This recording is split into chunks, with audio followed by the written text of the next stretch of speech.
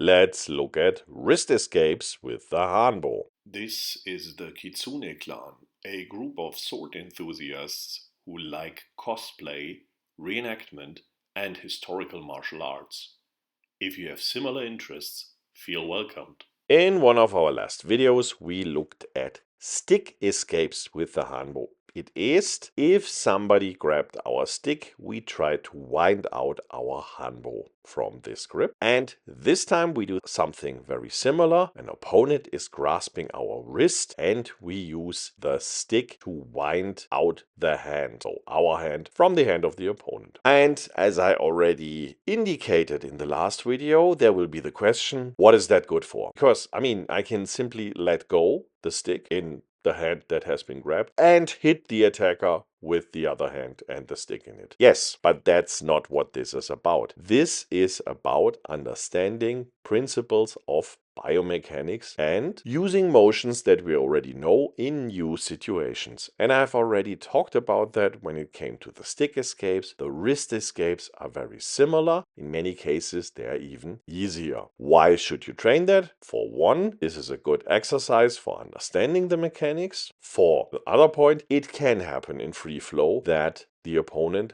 grasps our wrist and then we indeed need to free our stick. And yes, that can be done in very different and highly sophisticated ways. For example, we can derive directly wrist locks from that, and we will do that in future videos. Still, again, this is an important exercise for you on your way on learning how to use the stick. I find it very fascinating that YouTube is full of critique against wrist escape techniques. Wrist escapes are good exercises and wrist escapes are important in many historical contexts, and there are indeed self-defense situations where you also need wrist escapes. Yes, already Bruce Lee has pointed out that if somebody grabs my wrist, I can simply punch him in the face. But that's not always what we want. There are situations where we have to resort to what some people have called soft methods. And that has something to do with balance, in the sense of we don't overreact, and wrist escapes are a good way to keep situations from escalating. Therefore, they definitely have their value in self-defense. As pointed out, they especially have a value for exercising how to deal with forces, how to move when certain body parts are locked, and you can get a lot from it also in combat-oriented sports. Yes, not too much in MMA and stuff like that, because there you have your gloves and wrist gripping is not really a thing. Still, for example,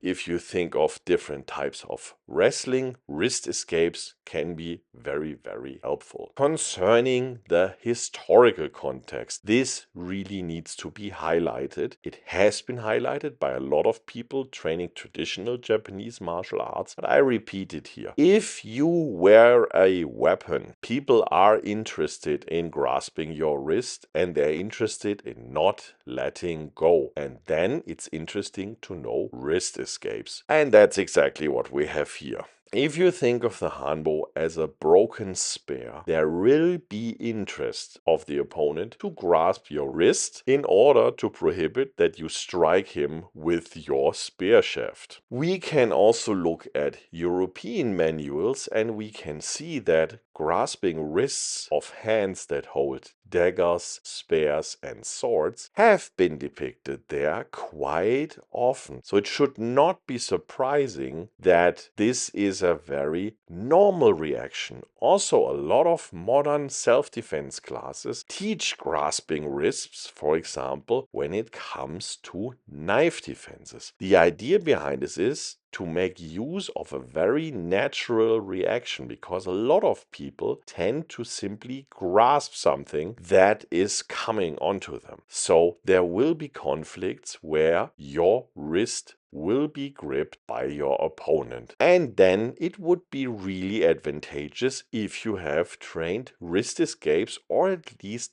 understand the basic mechanics of it. And I mean more than this very strange statement of the thumb is the weak side, which is in fact not true. We will come to that when we look at some wrist escape mechanics in more detail. We can see here with the Hanbo, we have both options. We can go in both directions with both sides of the Hanbo, so it doesn't matter whether the left hand attacks or whether the right hand attacks or whether both hand attacks. And we have a very long lever that we can use. What you also see in a lot of situations, we are basically almost already in a wrist lock, and we would just need to secure the hand of the opponent to have the wrist lock, but that's something we'll want to do in some future videos. Here we want to have a precise look at the circling mechanics, which part of the stick is moved, which part of the stick is still. Guess what? The wrist where we get gripped is usually less moved than the other side to make use of the extreme lever that we have. I have pointed out already in the last video that the mechanic is very similar to the stick escapes, and we will have a comparative video for both of these where we can look at side by side the stick escapes and the wrist escapes, and we will see it's extremely similar. This shouldn't be surprising because the distance is minimally different. If we look at the disarms and the arm locks, they are different in distance and they look also a bit different in the exact execution. But these two here will be extremely similar. Interestingly, the wrist locks or the wrist grabs of the opponent are usually less problematic than the stick grips. And it's also always fascinating to watch people training these things with how much eager they go into holding the wrist or holding the stick. That's good for the person that trains the escape, in the sense of this person can then optimize his or her force use. On the other hand, it also shows that not all people really get what these exercises are about. And that's also something I can tell the people that always scream for pressure testing. Pressure testing doesn't mean what you think it means. Pressure testing means whether a technique is applicable in a certain situation. And the problem is, it's not always the situation that you think it is. I always wanted to do a dedicated video on this aspect, but I somehow don't have the motivation that would be necessary for doing so. I'm just always smiling if I see the next MMA video that tells us that Aikido and Bujinkan and all that stuff doesn't work, and that all the stuff that is in the medieval manuscripts doesn't work, and so on. There are reasons that certain things have been sticking around for hundreds of years and have become known in so many different cultures. And there are situations different from the cage fight where other techniques are necessary than the ones that we see in MMA. I don't want to defend Aikido too much here. I don't want to defend Wing Chun too much here. And I think all martial arts have their merits and have their functions. And in many cases, it's just that people who criticize